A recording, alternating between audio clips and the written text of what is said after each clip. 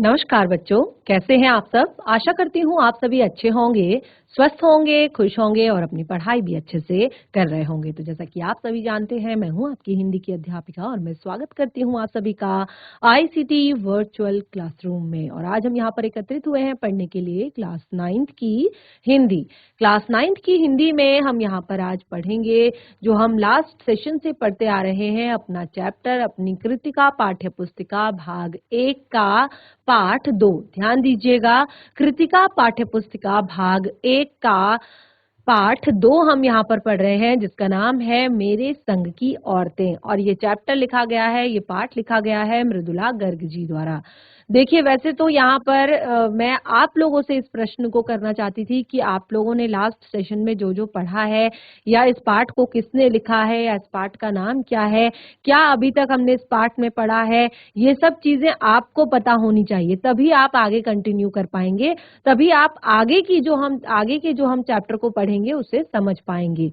तो अभी सबसे पहले हम यहाँ पर थोड़ा सा रिवाइज करेंगे चैप्टर को। जितनी चीजें हमने इसमें पढ़ी हैं, आपने देखा कि ये जो मैंने आपको बताया चैप्टर, जो ये पाठ है, ये यहाँ पर लेखिका मृदुला गर्ग जी ने अपने संग की, जो अपने साथ की जितनी भी महिलाएं हैं, यानी कि अपनी 4 से 5 पीढ़ियों से लेकर उन्होंने अपने नानी, अपनी माँ, अपनी परदादी, अपनी दादी और अपनी बहनों और फिर उनके आगे जो फैमिली है उसके बारे में उन्होंने डिस्कस किया, और उसके बारे में और उन सभी के विचारों को भी यहाँ पर रखा है कि किस तरह के विचार थे अलग-अलग जनरेशन की अलग-अलग महिलाओं का। तो हमने चैप्टर में काफी कुछ चीजें पढ़ ली थी। चैप्टर को कंटिन्यू करते हैं, चलते हैं स्मार्ट बोर्ड की तरफ, शुरू करेंगे आज का सेशन। सभी बच्चे ध्यान पूर्वक पढ़ेंगे, साथ ही समझने का प्रयास भी करेंगे।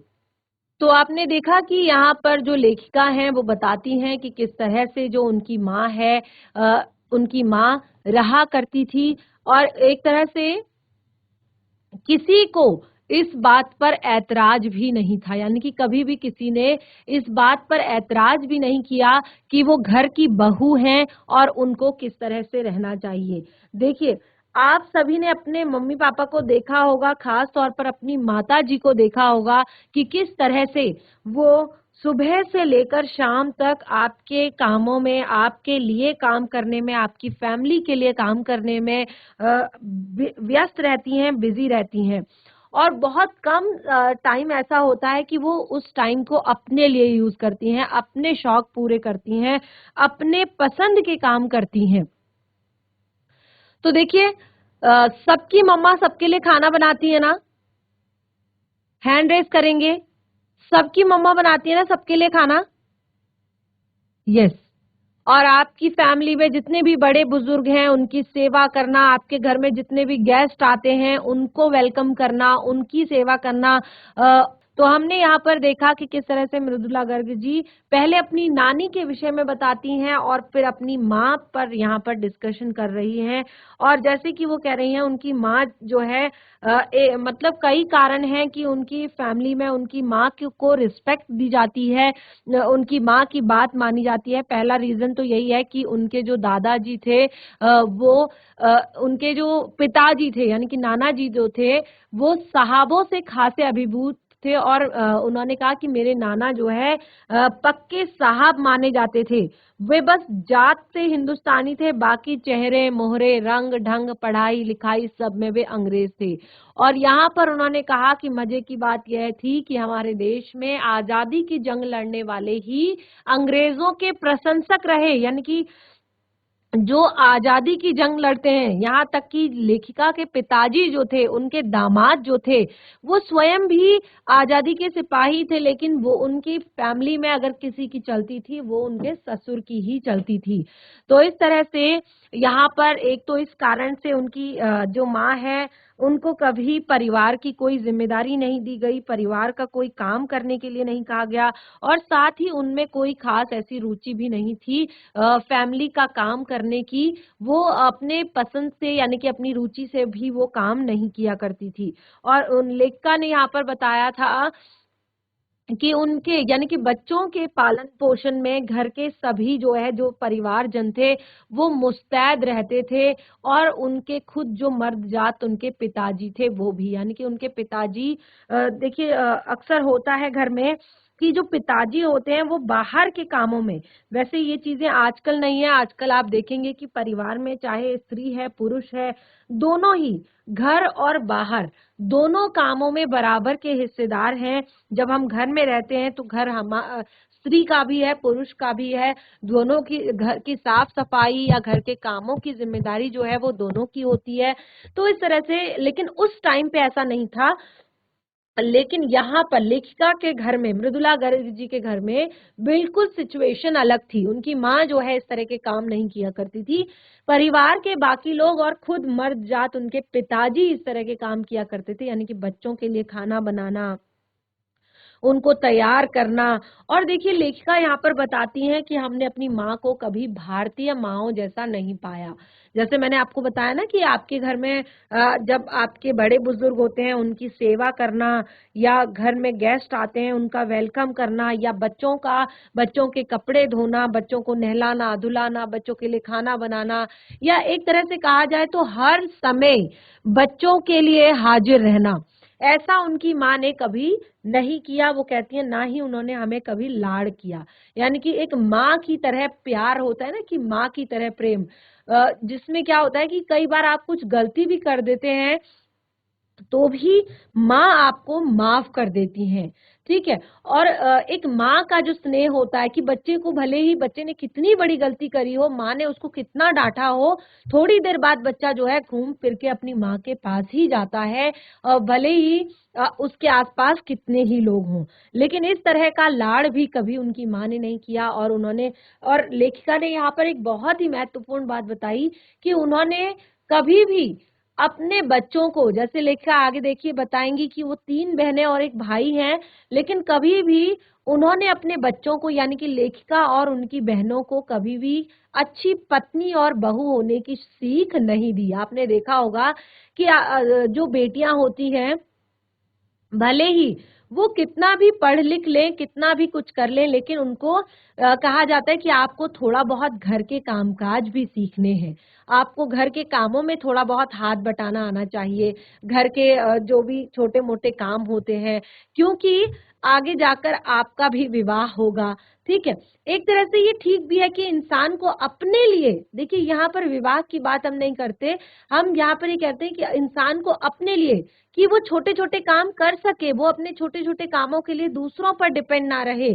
तो इसलिए भी उसको थोड़ी बहुत चीजें आनी चाहिए तो यहाँ पर वो कहती हैं कि कभी भी उनकी माँ ने ऐसा नहीं कहा कि तुम्हें ये सीखना चाहिए तुम्हें ये करना चाहिए इसी से तुम अच्छी पत्नी और अच्छी जो है बहू बन सकती हो क्योंकि उन्होंने कभी भी खुद भी ये सारी चीजें नहीं की यानी कि अपने आप को प्रूफ करने की कोशिश नहीं की कि मैं एक माँ हूँ और एक बहू हूँ और लेखिका कहती हैं कि एक तो उनमें अरुचि थी और दूसरा वो अपनी बीमारी के चलते भी घर बार नहीं संभाल पाती थी लेकिन वो कहती थी कि फिर भी जो परिवार के लोग थे वो उनसे काफी अपेक्षा रखते थे काफी श्रद्धा रखते थे इसके लेखिका कहती हैं कि 2 रीजन उन्होंने पहले बताए थे कि साहबी खानदान का रौब जो था एक कि उनके जो नाना जी थे वो साहब थे तो साहबी खानदान के रौब के अलावा लेखिका कहती हैं 2 और रीजन थे 2 और कारण थे कि वे कभी झूठ नहीं बोलती थी यानी कि देखिए जो झूठ होता है ना वो हमारे रिश्तों को खराब करके रख देता है आप भी कई बार छोटी बड़ी गलतियां करते हैं लेकिन आप क्या करते हैं झूठ बोलते हैं और उसके बाद फिर उस झूठ को छिपाने के लिए आपको फिर और 10 झूठ बोलने पड़ते हैं और फिर उन 10 झूठों को छिपाने के लिए फिर 10 झूठ बोलने पड़ते हैं और इस तरह से आपकी जो पूरी जिंदगी होती है पूरा जो आपका जो प्लानिंग आपने करी होती है वो झूठ से भर जाती है लेकिन अगर आप सच बोलकर अगर एक थप्पड़ खा लेते हैं या सच बोलकर थोड़ा सा डांट खा लेते हैं तो इसमें कोई हर्ज नहीं हमेशा सच बोलना चाहिए सत्य बोलना चाहिए चाहे स्कूल में हो चाहे घर में हो चाहे टीचर से हो चाहे माता पिता से हो चाहे अपने मित्रों से हो हमें कभी भी झूठ नहीं बोलना चाहिए तो उनकी माँ पर जो श्रद्धा रखने की एक विश्वास पात्र होता है ना कि ये इंसान, जैसे अगर किसी इंसान ने कभी आपको धोखा दे दिया ना, एक या दो बार उसने आपसे झूठ कह दिया, तो नेक्स्ट टाइम से आप उस पर विश्वास नहीं कर पाओगे। आप कहोगे अरे यार ये तो एक नंबर का झूठा है और ये तो कभी भी सच नहीं बोलता है, मैं इसकी बात पर कैसे भरोसा करूं।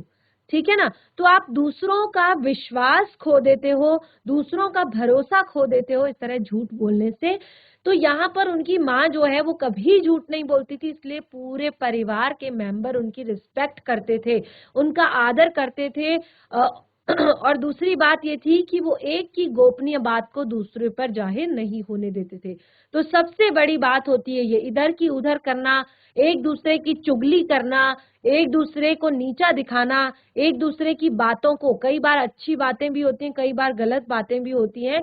और देखिए इंसान आपसे अगर कुछ कहता है, कोई इंसान अगर आपको अपने मन की बात कुछ कहता है, वो ये सोचकर कहता है कि ये मेरा फ्रेंड है, ये मेरा मित्र है, ये मेरा भाई है, ये मेरी बहन है, ये सोचकर वो आपको बातें बताता है। लेकिन अगर आप उसकी चुगली आप दूसरों से कर देते हैं तो ये भी बहुत गलत बात होती है। तो ऐसी बातें भी कभी नहीं करनी चाहिए। और देखिए ये छोटी छोटी चीजें अगर जीवन में आप अभी सीख जाते हैं तो आगे आपको कोई भी जीवन में प्रॉब्लम नहीं आती है। आपकी आदत इसी तरह की बनी रहती है, सच बोलने की आदत, और साथ ही किसी की बात इधर से उधर ना करने की आदत। तो देखिए यहाँ पर लेखिका कहती है कि पहले के कारण उन्हें घर वालों से आदर मिला हुआ था और दूसरे के कारण उन्हें बाहर वालों की दोस्ती, और वो कहती है वो हमारी भी दोस्त थी। यानी कि उनके बच्चे जो है अपनी माँ से अपनी हर बात जो है शेयर कर सकते थे। कई बार जो है क्या होता है कि आप कुछ कहना चाहते हैं, कुछ बताना चाहते हैं, लेकिन आप नहीं कह पाते हैं। तो अगर आप अपने माता पिता से सारी बातें शेयर करते हैं तो कई बार आप बहुत जो गलत चीजें हैं उनसे बच जाते हैं। तो आपको अपनी सारी बातें जो है अपने माता पिता से शेयर करनी चाहिए, और माता पिता को भी चाहिए कि एक टाइम के बाद जब आपका बच्चा जो है किशोरावस्था में होता है, एडोलेसेंस एज में होता है, उस टाइम से, क्योंकि उस टाइम एक तो जो आपकी बॉडी होती है उसमें बहुत सारे चेंजेस आ रहे होते हैं, बहुत सारे हार्मोनल चेंजेस आ रहे होते हैं। और जो इस अवस्था को तूफान की अवस्था भी कहते हैं। यानी कि बच्चों को लगता है कि हमारे मम्मी पापा जो है हमें हमेशा डांटते हैं, हमारे मम्मी पापा हमें हमेशा नीचा दिखाने की कोशिश करते हैं, हमारे मम्मी पापा हमें कभी भी एक तरह से हमें प्रोत्साहित नहीं करते किसी काम के लिए। यानी कि नेगेटिविटी इस टाइम पे बहुत ज्यादा होती है बच्चों के अंदर।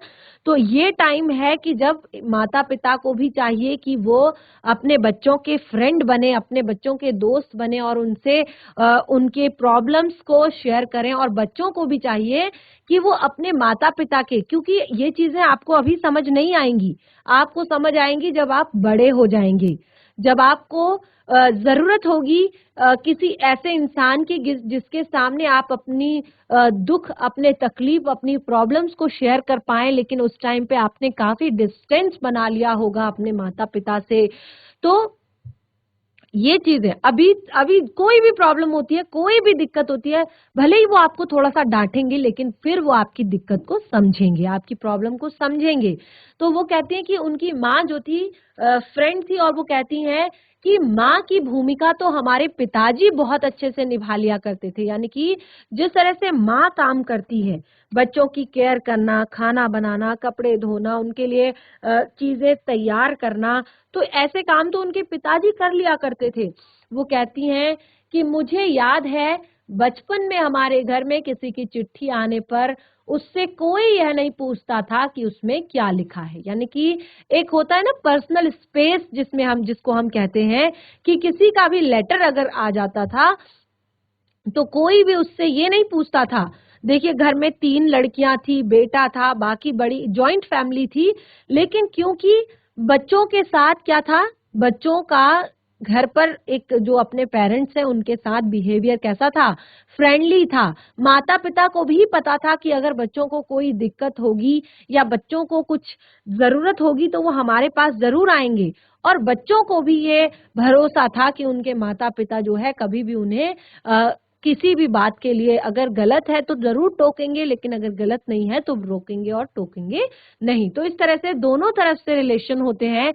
वो कहती हैं भले ही वह एक बहन की दूसरी बहन के नाम ही क्यों ना हो, और माँ यह जानने को बेहाल हो कि बीमारी से वह उबरी या नहीं। छोटे से घर से वह 6 बच्चों के साथ सास ससुर आदि के साथ रहते हुए भी हर व्यक्ति को अपना निजत्व बनाए रखने की छूट थी। तो यहाँ पर वो कहती हैं कि जो उनकी माँ थी वो छोटे से घर में 6 बच्चों के साथ सास ससुर आदि के रहते भी हुए भी हर व्यक्ति को अपना निजत्व, अपनी जो एक पर्सनल स्पेस जो होता है वो बनाए रखने की छूट थी। और वो कहती हैं कि इस निजत्व बनाए रखने की छूट का फायदा उठाकर हम तीनों बहनें और हमारा छोटा भाई लेखन के हवाले हो गए। वो कहती हैं कि इसी पर्सनल स्पेस के कारण, कि जो एक पर्सनल स्पेस दिया जाता है, ये जो निजत्व दिया जाता है कि ठीक है हमें आप तुम पर भरोसा है कि तुम कुछ गलत नहीं करोगे और कहीं पर तुम्हें प्रॉब्लम आएगी तो तुम हमारे पास आओगे, ये सोचकर उनकी फैमिली के इसी निजत्व के कारण वो कहती है हम 3 बहनें और हमारा जो छोटा भाई था हम लेखन के हवाले हो गए। यानी कि हम राइटिंग करने लगे, क्योंकि कई बार होता है ना कि बच्चों के अंदर जो शौक होते हैं, बच्चों के अपने जो, और देखिए सबसे अच्छी बात होती है ये, अगर आप किसी से अपनी जो बातें शेयर नहीं कर सकते, अगर आप किसी के साथ अपनी जो चीजें हैं वो शेयर नहीं कर सकते, तो आपको क्या करना चाहिए, आपको एक डायरी लिखना। कितने बच्चे करते हैं, कभी किसी ने लिखी है डायरी अपने पूरे दिन भर का काम? बहुत अच्छी बात होती है ये, इससे आपकी याददाश्त भी बढ़ती है, आपने क्या कुछ किया दिन भर। अच्छा, जिसको ये याद है कि उन्होंने परसों रात को क्या खाया वो हैंड रेज करेंगे। परसों रात को बहुत कम बच्चे हैं जिनको याद है कि उन्होंने परसों रात को क्या खाया था। अब थोड़ी देर बाद सोचने के बाद सबको याद आ जाएगा, लेकिन जब मैंने फर्स्ट टाइम बोला तो किसी को भी याद नहीं। तो बहुत सारी चीजें ऐसी होती हैं कि हम भूल जाते हैं। ठीक है, हाथ नीचे कर लीजिए बच्चा। तो डायरी लिखना, आपको डायरी लिखना चाहिए, और इससे क्या होगा, सबसे पहले तो आपको लिखने की प्रैक्टिस भी होगी, क्योंकि अभी धीरे धीरे आपकी क्लास बढ़ रही है, अभी आप 9th में हैं, फिर अगले साल आप 10th में जाएंगे, बोर्ड एग्जाम्स आपके होंगे, ठीक है ना। तो बोर्ड एग्जाम्स आपने देने हैं, लिखने की प्रैक्टिस, आपकी याददाश्त बढ़ेगी। और दूसरा कि आप जो भी चीजें कहना चाहते हैं, जो भी चीजें बोलना चाहते हैं, आप उस डायरी में लिखिए, ठीक है। तो इस तरह से वो कहती हैं कि हम तीनों बहनें और भाई लेखन के हवाले हो गए। लीक से खिसके, अब देखिए यहाँ पर एक लाइन, लीक से खिसके अपने पूर्वजों में माँ और नानी ही रही तो गनीमत रहती। लीक से खिसके, लीक यानी लीक क्या होता है कि जो एक परंपरा में चले हों, ठीक है, एक परंपरा में जो चले हों। अब देखिए शादी हुई, माँ की जो बेटी है, बेटी की शादी हुई, उन्होंने भी अपनी बेटी को पाल पोस कर बड़ा किया और उन्होंने भी अपनी बेटी को ससुराल भेज दिया। उसने भी वहां पर वही किया, अपना जो अपना पत्नी धर्म था, अपना बहू का धर्म था वो निभाया, और उसके बाद उनके भी बच्चे हुए, उन्होंने भी पढ़ा लिखा कर उसको आगे एक तरह से उसकी शादी कर दी। तो ये एक तरह से परंपरा है, ये क्या है, परंपरा है। लेकिन लीक से खिसके, लीक यानी कि एक जो ये परंपरा से जो चली आ रही, जो लगातार जो नियमित चीजें चली आ रही हैं, उनसे थोड़ा सा हटके अपने पूर्वजों में, यानी कि उनसे जो पहले के लोग हैं, माँ और नानी ही रही होती तो गनीमत रहती। उन्होंने कहा कि अगर हमारे ये लीक से, हमारी फैमिली में लीक से हटके अगर केवल मेरी माँ और नानी ही रही होती तो ये गनीमत थी। लेकिन वो कहती हैं अपनी एक परदादी भी थी। अब देखिए परदादी यानी कि जो दादी की भी सास हैं, ठीक है, दादी हो गई, दादी की भी जो सास है वो होती है परदादी, ठीक है। वो कहती हैं कि हमारी एक परदादी थी जिन्हें भी कतार से बाहर चलने का शौक था। यानी कि होता है ना, एक महिलाओं की जो सोच होती है उससे अपनी कतार से अलग रहने का शौक था, अलग चलने का शौक था। अब देखिए कैसे, क्या था उनमें, क्या चीजें उनमें अलग थी। उन्होंने व्रत ले रखा था कि अगर खुदा के फजल से उनके पास कभी 2 से ज्यादा धोतियां हो जाएंगी तो वो तीसरी को दान कर देंगी। देखिए, आज के टाइम पे हम अपनी अलमीरा खोलते हैं, हम अपना जो भी कपड़ों का जो हमारा बॉक्स होता है, अलमीरा होती है, अलमारी होती है, जो भी होता है, हम उसको खोलते हैं, हमारे पास हजारों कपड़े होते हैं और उसके बाद भी लगता है अरे यार मेरे पास तो कपड़े ही नहीं है, आज मुझे बर्थडे पार्टी में जाना है, मेरे पास कपड़े नहीं है, घर में हल्ला, मेरे पास कपड़े नहीं है, क्या पहनूं। होती है ना, सबको प्रॉब्लम होती है, मेरे पास तो कपड़े ही नहीं है, मेरे पास तो कपड़े ही नहीं है, क्या पहनूं। और दुनिया भर के कपड़े हमारे पास होते हैं। लेकिन देखिए, उनकी जो परदादी थी उन्होंने एक व्रत ले रखा था। व्रत क्या था कि खुदा के फजल से, यानी कि भगवान की कृपा से कभी उनके पास 2 से ज्यादा अगर धोतियां हो जाएं, क्योंकि 2 तो चाहिए। अगर आज नहा धोकर एक पहनी है तो एक को धोकर सुखाने के लिए और नेक्स्ट डे फिर उस धुली हुई धोती को पहनने के लिए 2 तो चाहिए। लेकिन वो कहती है 2 से अगर ज्यादा हो जाए तो वो तीसरी को दान कर देंगी। यानी कि जरूरत से ज्यादा धन इकट्ठा करना, जरूरत से ज्यादा संसाधन एकत्रित करना, ये उनको बिल्कुल भी पसंद नहीं था। जरूरत से ज्यादा चीजों को एकत्रित करना ये उनको पसंद नहीं था। तो ये भी थोड़ा सा अलग और साथ ही जैन समाज में परिग्रह की सनक, जो जैन समाज है, ठीक है, जैन समाज में परिग्रह यानी कि जो होता है कि संग्रह ना करने की, यानी कि किसी भी चीज का संग्रह, चाहे फिर वो धन दौलत का हो, संसाधन का हो, ठीक है, इन सब चीजों का संग्रह न करने की जो सनक उनके अंदर आई थी, ये बिरादरी के बाहर की हरकत नहीं मानी जाती। यानी कि ये बिरादरी के बाहर की हरकत नहीं मानी जाती, इसीलिए वहां तक तो ठीक था। वो कहती हैं कि चलो कोई बात नहीं, ऐसी चीज तो, ऐसा विचार तो किसी के भी अंदर आ सकता है, ये कोई बहुत बड़ी बात नहीं है। लेकिन यहाँ तक तो सबने एक्सेप्ट किया, यहाँ तक तो सब ठीक था। लेकिन उनका असली जलवा तो तब देखने को मिला जब मेरी माँ पहली बार गर्भवती हुई। वो कहती हैं कि मेरी परदादी का जलवा, मेरी परदादी के विचारों का जलवा। जीआईसी दरमियान बच्चे, आपको समझ आ रहा है क्या पढ़ रहे हैं हम यहाँ पर? यस, बोलिए बच्चा। Good morning ma'am. Very good morning. आप क्लास 9th के बच्चे हैं? जी मैम, यस क्या पढ़ रहे हैं बच्चा हम यहाँ पर? मैम, हम यहाँ कृतिका का 2nd चैप्टर मेरी संग की औरतें पढ़े हैं। Very good. राइटर कौन है इसकी? मृदुला लेखिका कौन है? तो अभी आपको समझ आ रहा है चैप्टर ये? Yes ma'am. जिस तरह से इस पाठ का शीर्षक है, तो आपको समझ आ रहा है यहाँ पर कि जो महिलाएं हैं उनकी सोच के विषय में बताया है और किस तरह से उनके लीक से खिसके, यानी कि लीक से हटके चलने की बात यहाँ पर की है। समझ आ रहा है ना? Yes ma'am. चलिए, वेरी गुड।